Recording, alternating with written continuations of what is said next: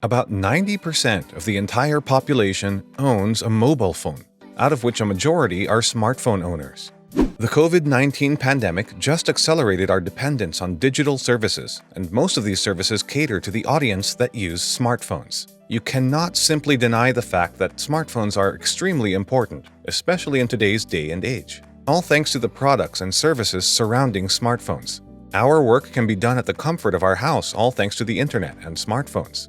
This means you no longer have to go to the office. You could do your work either with your smartphone or your laptop. But what if these smartphones never existed in the first place? How different would our life be without smartphones? Would technology have evolved to what it is today? Well, that's exactly what we take a look at in this video, so make sure to stick around till the end to get a glimpse of a world without smartphones. To know more about smartphones, we need to get a history lesson for ourselves first. The development of metal oxide semiconductors, large-scale integration technology, information theory, and cellular networking led to the development of affordable mobile communications and devices such as car phones. The very first handheld cellular mobile phone was demonstrated by John F. Mitchell and Martin Cooper of Motorola way back in 1973 with a handset that weighed around 2 kilograms. Yes, you heard it right. The very first commercial automated cellular network was launched in Japan by Nippon Telegraph and Telephone way back in 1979. This was then followed by the simultaneous launch of the Nordic mobile telephone system in Denmark, Finland, Norway, and Sweden. Several other countries then followed the same trend in the mid-1980s. The first-generation systems were capable of supporting far more simultaneous calls, but they still used analog technology. Things changed in 1983 with Dynatec 8000X, which was the very first commercially available handheld smartphone. Then came the IBM Simon, which could be referred to as the very first smartphone which even had a touchscreen. Fast forwarding to a few years, the technology had then become more powerful, miniaturized, and a lot more efficient. But these phones were only able to send or receive emails, make simple phone calls, send faxes, and also came with a very limited set of functions. Then in 2007, the iPhone changed it all, because of which today's phones can do anything. It could help you book your cab, or you could also watch a live stream of a rocket launch. The best part is that these phones are extremely cost-effective and lightweight, while being a lot more powerful than ever before. We already have 7.26 billion mobile phone users today, out of which about 6.64 billion are smartphone users. This means that 91.54% of the entire world uses a phone, with feature phones being more prominent in developing countries. This clearly shows us the human need to stay connected, making smartphones an integral part of our life because we do everything with our smartphone, all the way from ordering groceries to even controlling your vehicle. We started taking smartphones a lot more seriously when we finally had cameras in our smartphones along with internet connectivity. This means that the utility of smartphones just went over the roof. The iPhone, way back in 2017, took it to the next level, and even today, that design of the original iPhone is the de facto form factor for every smartphone out there, which clearly shows how influential iPhones are. But what happens in a world without iPhones? What happens if Nokia or Motorola never created phones in the first place? The short answer would be the fact that we would be dependent on personal computers for all our online activities. This is because we would still have our home or office personal computers instead of smartphones. Most of the services would already be very well integrated to the kind of hardware that we would have if smartphones never existed in the first place. We would be using pagers or normal landlines like we have been using for years for basic communication. But then there are drawbacks to having something as huge as a personal computer. Home PCs would take a lot of dedicated space on the table, and you'll also have to spend a lot of time with these gadgets, because none of these gadgets would be as easy and intuitive as using your smartphone. So you might be losing a lot of time there. Speaking of time, if you want to know what time it is, you will be forced to use your analog or digital wristwatch.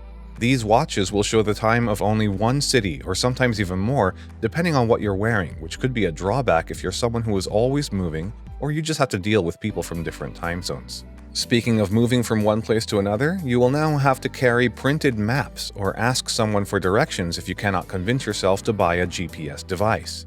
So finding the ATM of your bank is not going to be as easy as you might want it to be. If you want to do your financial transactions online, most of these services will only be limited to personal or business computers. Or else you might need to use your credit cards or debit cards to do payments. Let's say you have some problems with your card. In that case, you might want to call the bank to diagnose your problem. Your only option is to find a nearby telephone booth to make a call. But you don't know the number to call the bank. That's when you will need to take out your laptop and find a place with nearby internet connection, and then search for the number, which is a major inconvenience. Now, if you want to get to know what is happening around the world, you will have to once again depend on your personal computer, or your best option would be to subscribe to newspapers. Yes, the good old-fashioned way. Without smartphones, e-commerce will not be what it is today. Libraries will also find a lot more people because today's smartphones make it extremely easy to read digital versions of your book, which wouldn't be possible without a smartphone. In case of an emergency, at times you may need to alert your friends about your whereabouts, record videos or audios of whatever is going on around. Well, that won't be possible unless and until you can carry around a camera everywhere, which isn't the most practical thing to do. Speaking of cameras, you no longer will be able to take digital photos and videos and share it immediately on your social media. In the case where you're planning to buy a good camera, then you'll need to buy a good lens too, and sometimes a little more. If you are using film cameras, you'll also need to invest in photographic films, which are quite expensive. Your hardships won't end there, because you'll also need to develop those photographic films in a very proper environment. Let's say that if a small mistake is committed during these processes, your photo will be permanently erased. For communications, we will be forced to rely on emails and faxes. These machines can be used to send photocopies of documents, which will be very handy. When it comes to listening to music, you would have to use iPods, Sony Walkmans, or even CD players. Yeah, you heard it right, CD players, and these are not so easy to carry around. Yes, the iPods and Sony Walkmans would be a better alternative, but not the CD player, because those are just huge and inconvenient. But what other options do you have if you really want to listen to music? Chances are high that your streaming service might only work with your personal home or office computer because of the absence of cellular network or cell towers or service providers. If you wanted to record voice, you will have to buy an additional voice recorder, and all of this can get hectic because of the number of devices that you need to carry around for each specific thing. But the list does not end. If you want to listen to radio, maybe you could do that with your music player, but if that player does not support FM radio, then you will need to invest in an FM audio player. When it comes to media consumption, most of us would stick with our traditional television or even a streaming service on the laptop. Gaming would be something that would be restricted to PCs and gaming consoles. This will also mean that esport events will only be limited to PC users and console gamers. The problem is, most of these high-end gaming rigs can leave a huge hole in your wallet, which means gaming won't be as accessible as it would be if we had smartphones, especially for amateur gamers. Movie tickets, for example, would still be purchased the traditional way at the counter. Maybe you could book it online using your personal computer, but if you really want to watch the movie, you will still need to have a physical copy of your ticket, depending upon where you live. Finally, human interactions will be much more in person, rather than depending a lot more on texting. This also means that the newer generations will be much better in a social setting. So yes, smartphones are not evil by chance. Without these devices, you do not have the ability to access the internet 24/7, because portable devices like smartphones are the reason why people can access the internet today, due to how convenient it is. As of now, our smartphones are the best way to keep in touch with family and friends. With smartphones, you no longer have to carry an address book with you in case you really want to talk to somebody. You can book your favorite movie tickets or find directions to your next dream destination.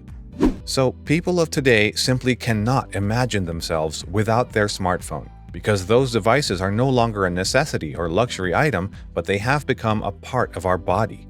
Maybe all of this is the first step towards a cyborg future.